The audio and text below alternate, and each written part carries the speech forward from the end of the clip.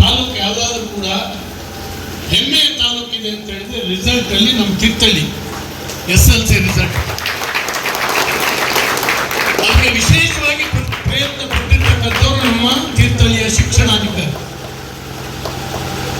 ಅವರ ಆಫೀಸಿನ ಎದುರುಗಡೆ ಹೋಗಿ ಇನ್ಯಾರನ್ನೋ ಕರೆದು ವೇದಿಕೆ ಮೇಲೆ ಕೂರಿಸಲಿಲ್ಲ ಅನ್ನುವಂಥ ಒಂದು ಕಾರಣಕ್ಕೆ ಒಂದಷ್ಟು ಜನ ಕಿರಾತಕ ಮನಸ್ಸಿನವರು ಬಾಯಿಗೆ ಬಂದ ಹಾಗೆ ಮಾತಾಡಿದ್ರು. ನಮ್ಮ ಶಿಕ್ಷಣಾಧಿಕಾರಿಯನ್ನ ಅಪಮಾನ ಮಾಡುವಂತ ಕೆಲಸ ನಿನ್ನೆ ನಡೀತು ತೀರ್ಥಹಳ್ಳಿ. ಇವರು ವಿದ್ಯಾವಂತರು ಏನು ಎತ್ತ ಯಾವುದನ್ನು ಕೂಡ ಇಲ್ಲ. ಹಾಗಾಗಿ ನಾವು ಯಾರನ್ನ ಪುರಸ್ಕಾರ ಮಾಡುದು? ನನಗೆ ನಾ ಶಿಕ್ಷಣಾಧಿಕಾರಿ ಜಾತಿ ಮಗ ಅಲ್ಲ. ಅವ್ರು ಮಾಡೋ ಒಳ್ಳೆ ಕೆಲಸದಿಂದ ರಿಸಲ್ಟ್ ಚೆನ್ನಾಗಿ ಬಂತು. ಸರ್ಕಾರ ಒಂದು ವಾಹನ ಕೂಡ ಕೊಡ್ಲಿಲ್ಲ, ಅವ್ರಿಗೆ ಕೊಡ್ಬೇಕು. ಕ್ಲಾಸ್ ಒನ್ ಆಫೀಸರ್ ಅವ್ರಿಗೊಂದು ಜೀಪ್ ಕೊಡ್ಬೇಕು ಅಥವಾ ಕಾರ್ ಕೊಡ್ಬೇಕು, ಇಲ್ಲ. ಅವ್ರು ಬಂದು 2-3 ವರ್ಷದಿಂದ ಅವರ ಸ್ವಂತ ಕಾರ್ನಲ್ಲಿ ಹಳ್ಳಿಗೆ ಹೋಗಿ ಶಾಲೆಗಳಿಗೆ ವಿಸಿಟ್ ಮಾಡಿ ಶಾಲಾ ಶಿಕ್ಷಕರನ್ನ ವಿಶ್ವಾಸಕ್ಕೆ ತಗೊಂಡು ಶಾಲೆಯ ರಿಸಲ್ಟ್ ಅನ್ನು ಜಾಸ್ತಿ ಮಾಡಿದ್ದಾರೆ. ನಿಮ್ಗೆ ಹೇಳ್ತೀರಿ, ಅನಂತಮೂರ್ತಿ ಗವರ್ಮೆಂಟ್ ಹೈಸ್ಕೂಲಿನ ರಿಸಲ್ಟ್ ಕಮ್ಮಿ ಬರ್ತದೆ. ನಾನು ಅವ್ರಿಗೆ ಕರೆದು ಹೇಳಿ, ಏನಾದ್ರು ಮಾಡ್ಬೇಕಲ್ರಿ, ಈ ಶಾಲೆದೊಂದು ರಿಸಲ್ಟ್ ಇಂಪ್ರೂವ್ ಮಾಡ್ಬೇಕಲ್ಲ.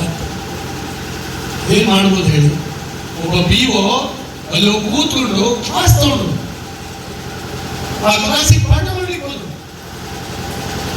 ಈ ರೀತಿ ಕಾಳಜಿ ಇರ್ತಕ್ಕಂಥ ಒಬ್ಬ ಅಧಿಕಾರಿಯನ್ನು ಅವಮಾನ ಮಾಡೋದಂದ್ರೆ, ಕ್ರಿಮಿನೇಷನ್ ಮಾಡಿ ಅವ್ರನ್ನ ಮೂಲೆ ಸೇರಿಸಿದ್ರೆ ಏನಾಗ್ತದೆ ಹೇಳಿ?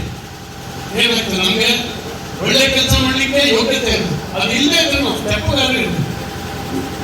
ಒಳ್ಳೆ ಕೆಲಸ ಮಾಡಿದವರಿಗೆ ಅವಮಾನ ಮಾಡೋದು, ಒಳ್ಳೆ ಕೆಲಸ ಮಾಡಿದವರಿಗೆ ಅಡ್ಡಗಾಲ ಹಾಕುವಂಥದ್ದು,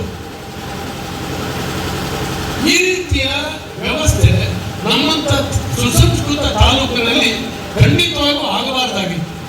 ಇದೊಂದು ಅಪಮಾನ ಇದೆ. ಅಲ್ಲಿಂದ ತಂದಿದ್ದಾರೆ, ಅದನ್ನು ನಾವು ವಿತರಣೆ ಮಾಡಿದ್ದೀವಿ. ಎಲ್ಲರೂ ಕರೆದಿದ್ದಾರೆ. ನಮ್ಮ ಮುನ್ಸಿಪಾಲಿಟಿ ಅಧ್ಯಕ್ಷರು ಕಾಂಗ್ರೆಸ್, ನಾನೇ ಕರೆದಿದ್ದೀನಿ. ಅವರು ಬರೀ ಪಂಚಣ ಒಟ್ಟಿಗೆ ನಾವು ಪಾಲಿಟಿಕ್ಸ್ ಮಾಡೋದ ನಮ್ಮೇ ಕೂರಿಸಿದ್ರು.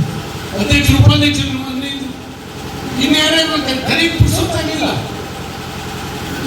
ಅಂದ್ರೆ ಒಳ್ಳೆ ಕೆಲಸ ಮಾಡ್ಲಿಕ್ಕಾಗಲ್ಲ, ಅಭಿವೃದ್ಧಿಯನ್ನು ತರಲಿಕ್ಕಾಗಲ್ಲ.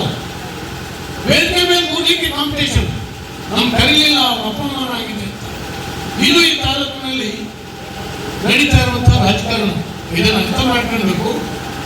ಆದ್ರಿಂದ ನಾನು ಅದ್ರ ಬಗ್ಗೆ ಹೆಚ್ಚು ಹೇಳಲಿಕ್ಕೆ ಹೋಗುವುದಿಲ್ಲ.